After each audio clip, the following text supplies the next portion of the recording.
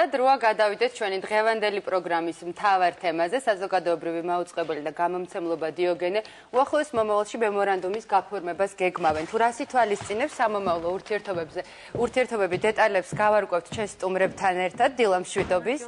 გამარჯობათ, დაბრძანდით. მე მაყურებელს წარმოდგენთ თქვენს თავს, საზოგადოებრივი მაუწყებლის საზოგადოებასთან ურთიერთობის სამსახურის ხელმძღვანელი თიკო ბერძენიშვილი და მასთან ერთად ჩვენთან სტუდიაში მოვიდა გამომცემლობა დიოგენეს დირექტორი ქალბატონი თამარ ლებანიძე. სანამ დავიწყებთ საუბარს, ჩვენს მაყურებელს მინდა შევახსენო, რომ ეს არაჩვეულებრივი კალათა შეგიძლიათ მოიგოთ იმ შემთხვევაში, თუ ძალიან მარტივ შეკითხვას გასცემთ პასუხს, თქვენ უნდა გამოიცნოთ, თუ რამდენი წლის გახდა გამომცემლობა დიოგენე. სწორი პასუხის თუ გაქვთ, უნდა დარეკოთ ნომერზე 2409006 გადმოგეცემათ მხატვრული ლიტერატურა და აქვე ვხედავ წიგნებს ბავშვებისათვის. და კიდევ ერთხელ მოდით შევახსენოთ ჩვენს მაყურებელს წიგნის მნიშვნელობაზე, იმაზე თუ რამ შეიძლება ჩაანაცვლოს ბეჭდური წიგნი, ელექტრონულ წიგნებზეც ისაუბრებს ჩვენი ჟურნალისტი და ასევე გვეტყვის იმ ალტერნატიულ საშუალებებზე, რაც შეიძლება იყოს იმისათვის, რომ გავეცდოთ თანამედროვე მხატვრულ ლიტერატურას.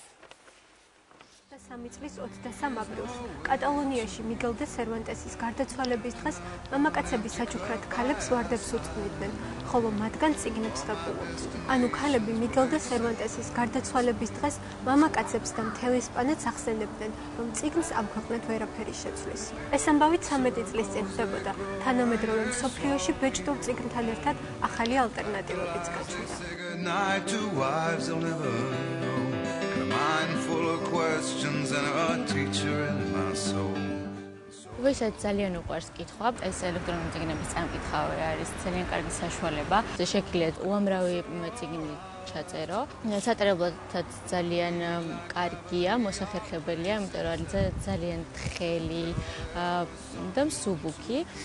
ასე რომ შეგიძლია ყველგან ატარო, მე მაგათაც სულ დამოქვს ხოლმე, როდესაც დრო მაქვს ესე მშვიდ გარემოში ვკითხულობ ხოლმე წიგნებს. შეგვიძლია რომ 1000-ზე მეტი წიგნი ჩავწეროთ და თითქმის მთელი შენი ბიბლიოთეკა შეგვიძლია რომ ატაროთ ჩანთით ამ პატარა მოწყობილობით.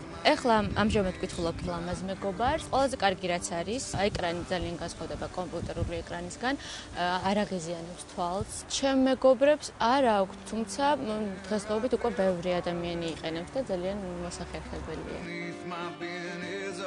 Kindle-იც არის წიგნის ფორმა. ჩვენ არ ვსაუბრობთ ამ შემთხვევაში ტექსტის როგორც ფენომენის ცვლილებაზე, ჩვენ ვსაუბრობთ ამ შემთხვევაში მისი მოწოდების, თქვათ, ხერხების ცვლილებაზე და ამ მსგავსი ცვლილებები ხდებოდა ყოველთვის. ძალიან მარტივი ტესტი არსებობს ამისთვის, რა არის წიგნი და რა არა. ცხადია ჩვენ ვამბობთ, რომ ჰომეროსის ილიადა არის წიგნი. თუ ჰომეროსის ილიადა წიგნი არის, ასევე ვიცით, რომ ჰომეროსის ილიადა არ დაწერილა თავის დროზე ის ზეპირი გზით გადაეცემოდა. მაშინ ის თავის დროზე წიგნი არ ყოფილა, შემდეგ გამختარა, შემდეგ ისევ აღარ არის, ხო? ასე რომ ვთქვათ, ეს მარტივი ტესტი ადასტურებს იმას, რომ წიგნი, როგორც ასეთი გრძელდება, უბრალოდ მისი ფორმატი იცვლება. ბეჭდური წიგნი დგას გარკვეული, ვთქვათ, საფრთხის წინაშე, მაგრამ მე არ მგონია, რომ ეს საფრთხე ამ თვალსაზრისით იყოს დრამატული, იმიტომ რომ ყველა, ვთქვათ, პროდუქციას მათ შორის ზეპირად მოსასმენ ლიტერატურასაც ეყოლება თავის მომხმარებელი მომავალში, წიგნებს თავისთავად ცხადია რომ ეყოლება ბეჭდურ წიგნს გულისხმობ ამ შემთხვევაში და ასევე ეყოლება Kindle-საც. ეს უბრალოდ ჩვენი არჩევანია, სად უფრო კომფორტულად გრძნობთ თავს რომელიმე ლიტერატურული ტექსტის კითხვისას.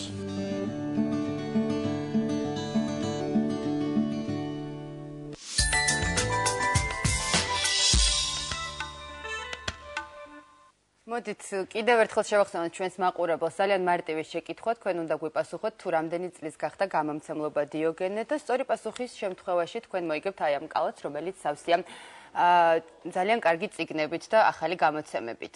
ქალბატონ თამარ, მოდით თქვენგან დავიწყოთ. ძალიან საინტერესო გეგმები აქვს გამომცემლობა დიოგენეს, რომელიც არის იუბილეარი თან ამავე დროს და მოდით გითხარით, რომ ის თუ რა უნდა გააკეთოს საზოგადოებამ და მკითხველმა იმისათვის, რომ უფრო მეტი პოპულარიზაციის და უფრო მეტი ღონისძიებების დაწყების საშუალება ჰქონდეს გამომცემლობას და ასევე იმ ორგანიზაციებსაც, ვინც გეგმავს, რომ თქვენთან აქტიურად ითანამშრომლოს. ძალიან დიდი მადლობა მოწვევისთვის.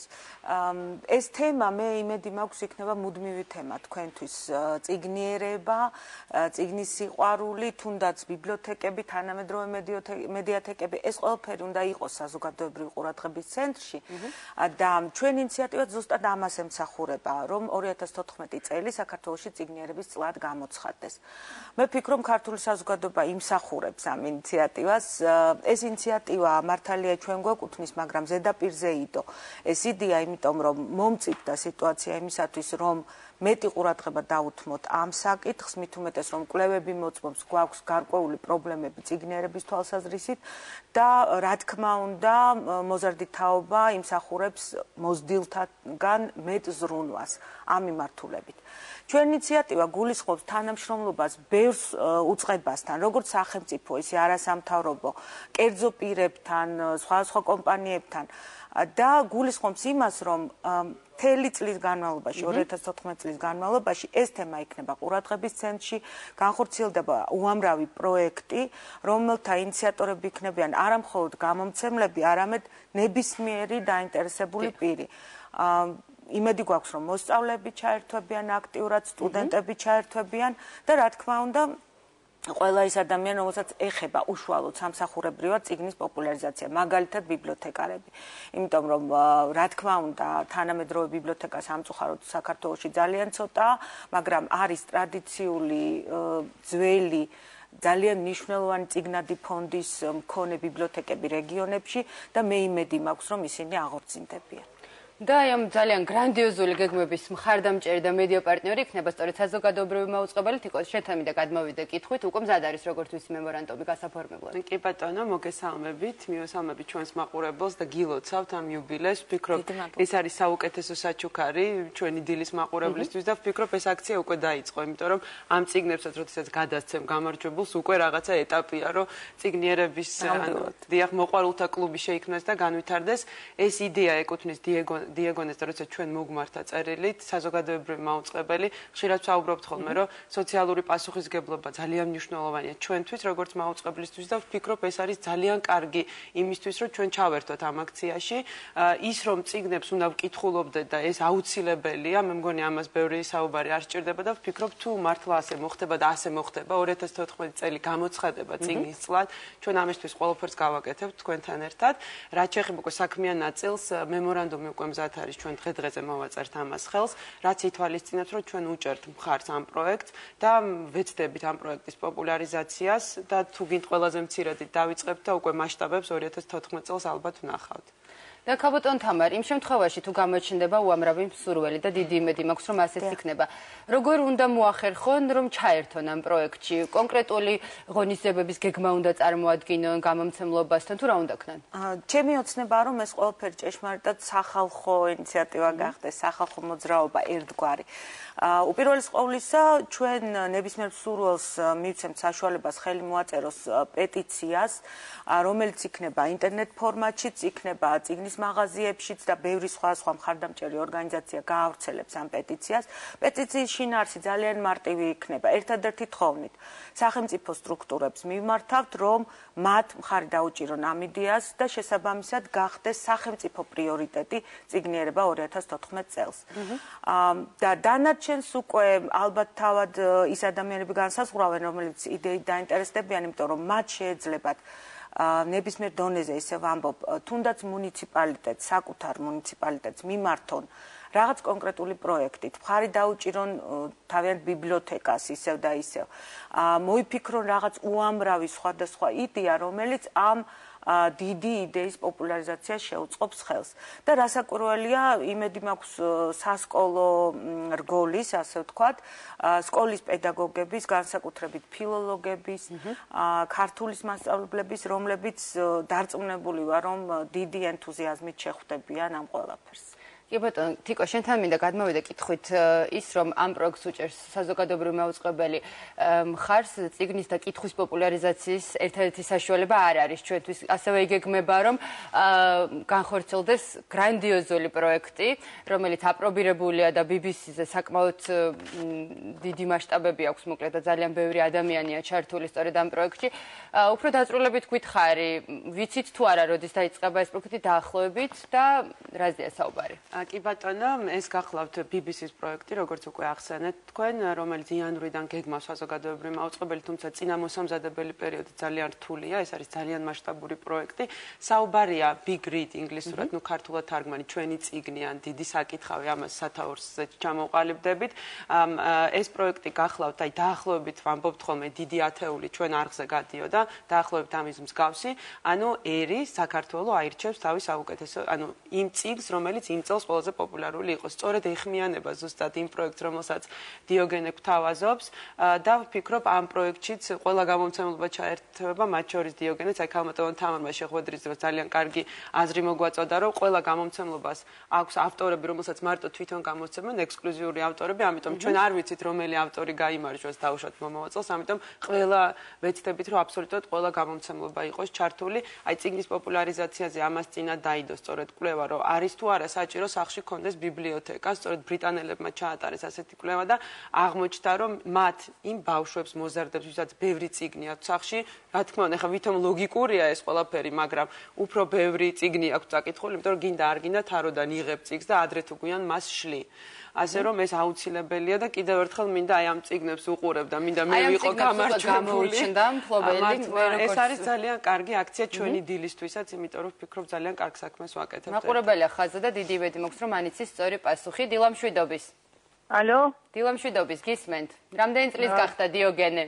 დიოგენე გახდა 18 წლის. ძალიან დიდი მადლობა, თქვენ გაქვთ სწორი პასუხი და შეგიძლიათ ეს არაჩვეულებრივ კალათა სახლში წაიღოთ, თქვენს ბავშვებსაც აჩვენოთ ეს ახალი გამოცემები და ასევე გაეცნოთ მხატვრულ ლიტერატურასაც. ჩვენი პროდიუსერი ეთერს გარეთ და კადრს მიღმა გეტყვით, თუ სად შეიძლება მობრძანდეთ და წაიღოს თქვენი კუთვნილი საჩუქარი. ძალიან დიდი მადლობა კიდევ ერთხელ აქტიურობისთვის. და ქალბატონ თამარ, 18 წელია უკვე ძალიან აქტიურები ხართ და მოდით თქვენი გამომცემლობის საქმიანობაზეც ვისაუბროთ. რამდენიმე მიმართულება შეგვიძლია გამოვყოთ, ეს არის საბავშვო ლიტერატურა, ასევე თარგმანები, რაც როგორც წესი პრობლემატურია ხოლმე და მუდმივად აქვს მკითხველს პრეტენზია იმასთან დაკავშირებით, რომ ეს თარგმანები არის ძალიან დაბალი დონის. რა შეგვიძლია ვთქვათ თქვენს შემთხვევაში? ძალიან დიდი მადლობა ამ შეკითხვისთვის, იმიტომ რომ თარგმანი და ზოგადად ის რესურსი, რომელსაც სახელმწიფო თუ ესა თუ ის კონკრეტული კომპანია ხარჯავს ამ მიმართულებით, რა თქმა უნდა, საბოლოო ჯამში ენის განვითარებას ხმარდება.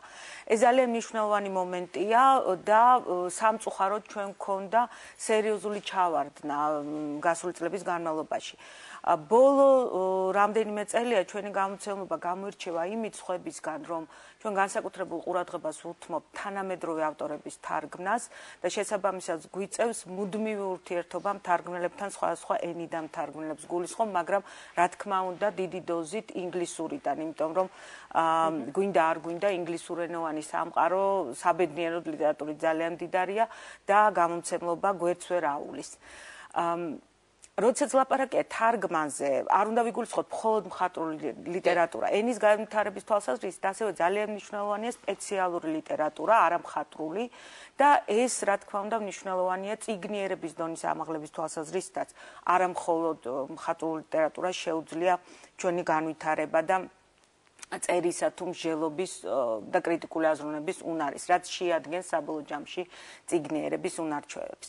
ასე რომ თარგმანი მე მოუწოდებ ყველა ჩემს კოლეგას, რომ კიდევ ერთხელ აღმოჩნდეს მათ ყურადღების ცენტრში მომავალი წლის განმავლობაში და ხარისხი გაიზარდოს თარგმანისა, ხოლო რაც შეეხება ჩვენს პრიორიტეტებს და კერძოდ საბავშვო წიგნებს, მე ძალიან მიხარია, რომ თქვენთან პირდაპირ ეთერში პირველად ვამბობ იმის შესახებ, რომ ჩვენ გამოვცემთ ზედიზედ რამდენიმე კლასიკურ ნაწარმოებს, მათ შორის იქნება ვინი პუხის სრული ვერსია, სასაჩუქრე გამოცემა. ამ წიგნის თარგმანზე იმუშავეს ისეთმა ცნობილმა მთარგმნელებმა, როგორებიც არიან გია ჭუმბურძე და ზაზა ჭილაძე. ჩვენ გამოვცემთ ახლო მომავალში ასევე მე-20 საუკუნის საბავშვო ლიტერატურის კლასიკოსის გერმანელი მიხაილ ენდეს ყველაზე ცნობილ ნაწარმოებს, რომელსაც დაუსრულებელი ამბავი ჰქვია, თარგმნელი გახლავთ ასმათ ფარჯიანი. და რაც ჩემთვის ასევე ძალიან სასიხარულოა, გარკვეული დროის შემდეგ, დაახლოებით 2 თვის შემდეგ, ალბათ ჩვენ დავიწყებთ მერი პოპინსის სრული ვერსიის გამოცემასაც ტომების სახით. ეს არის ძირითადი სიახლეები ჩვენი საბავშვო ლიტერატურაში. კი ბატონო, და რაც შეეხება სხვა აქტივობებს, გულისხმობ თქვა წიგნის პრეზენტაციებს, ახალი გამოცემების პრეზენტაციებს, გაგრძელდება თუ არა აი ამ კუთხით გამომცემლობის საქმიანობა? შესაძლოა რაიმე ახალიც გაქვთ დაგეგმილი მომავალი წლის? იცით რა არის საბედნიეროდ ჩვენ მოგვეცა შესაძლებლობა გავუკეთებინა საკუთარი მაღაზია, ეს არის დამოუკიდებელი წიგნის მაღაზია ამ სიტყვის კლასიკური გაგებით და მსოფლიო საუკეთესო ტრადიციების გათვალისწინებით, რა თქმა უნდა, ვცადეთ რომ ეს მაღაზია გამხდარიყო კულტურის პატარა ცენტრი. ეს ასეც გამოვიდა, კვირაში მინიმუმ ერთხელ აქ იკრიბებიან ლიტერატურის მოყვარული ადამიანები, სხვადასხვა წიგნების პრეზენტაციას ვთავაზობთ საზოგადოებას და არა მხოლოდ წიგნებისას, ავტორებთან შეხვედრებს, თარგმნელებთან შეხვედრებს და მე ბედნიერი ვარ, რომ ძალიან ბევრი ახალგაზრდა მოდის ამ შეხვედრებზე. ჩვენი პატარა მაღაზია, რომელიც სპორტის სასახლესთან მდებარეობს, გადაჭედილია ხოლმე ხშირად. პატარა ფართობია, მაგრამ ძალიან დიდი სიმყუდროვია იქ და რა თქმა უნდა ლიტერატურაზე საუბრისთვის იდეალური ადგილია სწორედ აი ამ ტიპის და ეს ადამიანები უფრო მეტად როგორც ჩანს უპირატესობას ანიჭებენ დაბეჭდილ წიგნებს და არა ვთქვათ ალტერნატიულ საშუალებებს. ჩვენ სიუჟეტში ვნახეთ რომ ძალიან ბევრი კითხულობს Kindle-ის საშუალებით და თulis რომ მისთვის ეს ბევრად უფრო მოსახერხებელია. აი როგორ ფიქრობთ თქვენ, შესაძლებელია თუ არა რომ ჩავანაცვლოთ, რა უფრო მნიშვნელოვანია ოღონდ წაიკითხონ წავიკითხოთ და სულ ერთია რა საშუალებით თუ წიგნი მაინც არის წიგნი. იცით არის თავარი ადამიანს არჩევანი კონდეს. ყველაფერში და მათ შორის წიგნის ფორმის თვალსაზრისითაც. დანარჩენს უკვე მომავალი განსაზღვრავს. რა თქმა უნდა, ელექტრონული წიგნები კარგახანია არსებობს და საქართველოში ძალიან ბევრი მკითხველია ელექტრონული წიგნის მომხმარებელი, მაგრამ მსოფლიო ტენდენცია მაინც მეტყოლებს იმაზე, რომ ტრადიციული წიგნი ასეიოლად ვერ ჩანაცვლდება და მეც ძალიან ხშირად მენატრება ხოლმე წიგნის სუნი გადაფურცლა შეხება ფურცელთან ნებისმიერ თანამედროვე გამოცემაში ფურცელი შემთხვევით არ შეირჩევა. ეს არის სპეციალური კვლევის საგანი, იმიტომ რომ აუცილებლად მოქმედებს მკითხველის განწყობაზე. ასე რომ მე რა თქმა უნდა ყველას ვურჩევ იკითხოს წიგნი ნებისმიერი ფორმატის და ყველას, აბსოლუტურად ყველას ვეპატიჟები არა მხოლოდ საკუთარ პროფესიაში, გახდით გამომცემლები. არამედ ვეპატიჟები 2014 წლის წიგნიერების წლად გამოცხადების ინიციატივის მხარდამჭერად. კი ბატონო და ქაბატონ თამარ, ბოლოსკენ მინდა გითხოთ ეს ყველაფერი ძალიან კარგია, იმედი მაქვს რომ წარმატებით განაგრძობს თქვენი გამომცემლობა მუშაობას, თუმცა არის ხოლმე ხშირად გარკვეული შეფერხებები და პრობლემები, რაც ამჯერად უკვე დაკავშირებულია საგანმანათლებლო ლიტერატურის გამოცემასთან დაკავშირებით. მოდით გითხარით, რა მდგომარეობა ამ პერიოდში თქვენს გამომცემლობაში და რა ვიცი, თუ შეგიძლიათ და გაქვთ ინფორმაცია სხვა გამომცემლებზე ძალიან მოკლედ, ნუ დავასახელებთ კონკრეტულად, მაგრამ ვთქვათ. დიახ, სასკოლო სახელმძღვანელოებთან დაკავშირებით მიღებულმა გადაწყვეტილებამ ძალიან სერიოზული პრობლემები შეუქმნა გამომცემლებს, კერძოდ ჩვენ გამომცემლობას. მე რასაკვირველია არ მინდა ამ პოზიტიურ დილას ხანგრძლივად შევჩერდე პრობლემებს. იპოვეთ რაიმე გამოსავალი თუ აი ხდება. იცით რა არის, ჩვენ ვართ გამოსავალის ძიებაში.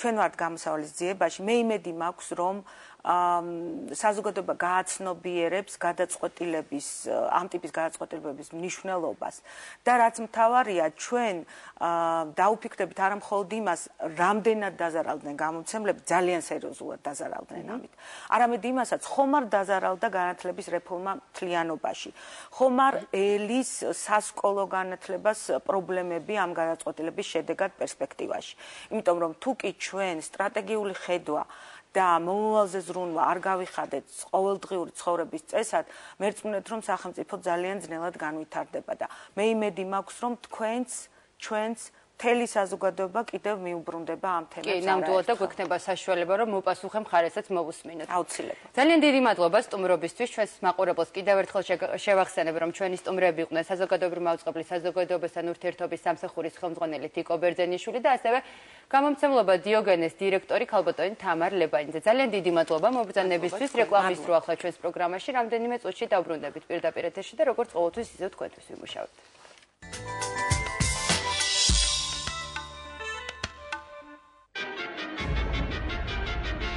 გადაცემის გენერალური სპონსორია ხელოვნების სახლი